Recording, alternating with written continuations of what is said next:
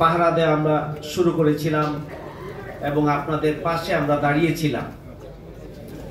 আমরা একটা মানবিক দায়িত্ব পালনের সূচনা করেছিলাম। শুধু আমরাই নয়, এদেশের আলেম ওলামা এবং ছাত্র সমাজও আপনাদের পাশে দাঁড়িয়েছিল এবং চক্রান্তকারী বা ষড়যন্ত্রকারীরা সেই পরিস্থিতিকে ভিন্ন খাতে প্রবাহিত করার জন্য চেষ্টা চালালেও আল্লাহর মেহেরবানি, সারা দেশে জামাত শিবির এবং সচেতন জনশক্তি সক্রিয়ভাবে আপনাদের পাশে থাকার জন্য, আমিরে জামাতের নির্দেশনা কার্যকরভাবে পালন করার জন্য একটা স্বাভাবিক পরিস্থিতি বজায় রাখা সম্ভব হয়েছিল। আপনারা জানেন যে আমিরে জামাত 8ই আগস্ট ঢাকেশ্বরী মন্দিরে আমিরে জামাত সহ আমাদের কেন্দ্রীয় নেতৃবৃন্দ আমরা সেদিন সেটা ভিজিট করেছিলাম, আপনাদের সাথে মত বিনিময় করেছিলাম, আমরা সাহস দিয়েছিলাম এবং সারা দেশেই মূলত ঢাকেশ্বরী মন্দিরের আমাদের ভিজিটের মাধ্যমে, আমিরে জামাতের ভিজিটের মাধ্যমে আমরা মূলত গোটা বাংলাদেশেই আমরা এই মেসেজটি দিতে চেয়েছিলাম যে আমরা সম্প্রীতি এবং আমরা ভ্রাতৃত্ব ও ভালোবাসার নতুন বাংলাদেশ চাই।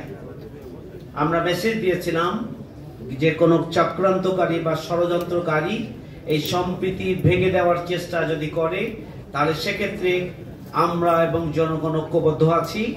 সেই বিষয়টি আমরা সেদিন মেসেজ দিয়েছিলাম। নিশ্চয় আপনাদের খেয়াল আছে যে আমরা ঢাকা মহানগরী দক্ষিণে আমরা আমাদের কেন্দ্রীয় নায়েবে আমির ডাক্তার সৈয়দ আব্দুল্লাহ মোহাম্মদ তাহের এবং আমাদের আজকের বিশেষ অতিথি মাওলানা রফিকুল ইসলাম খান, তাদের উপস্থিতিতে আমরা ঢাকা মহানগরীর অফিসে আমরা রাজধানীতে জাতীয়ভাবে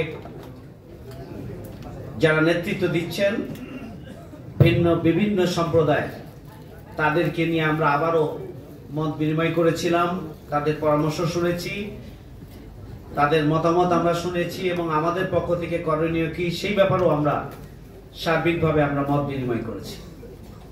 আমরা কিছু পদক্ষেপও আমরা গ্রহণ করেছিলাম। আপনাদের সেই সময় চলমান আন্দোলনের দাবি দেওয়াগুলো নিয়েও সেখানে আলোচনা হয়েছিল এবং সেই দাবি দেওয়াগুলোর যৌক্তিক বিষয়গুলোতে আমরা একমত রয়েছি, সেই বিষয়ে আমাদের নেতৃবৃন্দের পক্ষ থেকে সেদিন বলা হয়েছিল।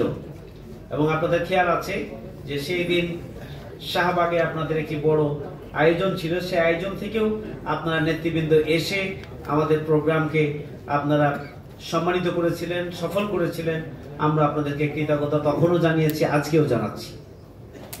এরপরে সেই মাসের মাঝামাঝি সময়ে, অর্থাৎ অগাস্ট মাসের মাঝামাঝি সময়ে আমরা ঢাকা মহানগরী দক্ষিণের উদ্যোগে আমরা বুদ্ধিস্ট যারা রয়েছে, বৌদ্ধ সম্প্রদায়, তাদের যতগুলো প্রতিনিধি রাজধানীতে আছে এবং পার্শ্ববর্তী এলাকায় যতগুলো তাদের উপাসনালয় রয়েছে, সবগুলোর প্রতিনিধিকে সাথে নিয়ে আমরা একটি মত বিনিময় সভা আয়োজন করেছিলাম। সেখানে আমিরে জামাত, সেক্রেটারি জেনারেল এবং মাওলানা রফিকুল ইসলাম খান ভাই সহ আমরা সেখানে উপস্থিত ছিলাম এবং তার মধ্য দিয়েও আমরা একটি সম্প্রীতির জানান দিয়েছিলাম এবং গোটা বাংলাদেশের এটি একটা বড় প্রভাব পড়েছিল।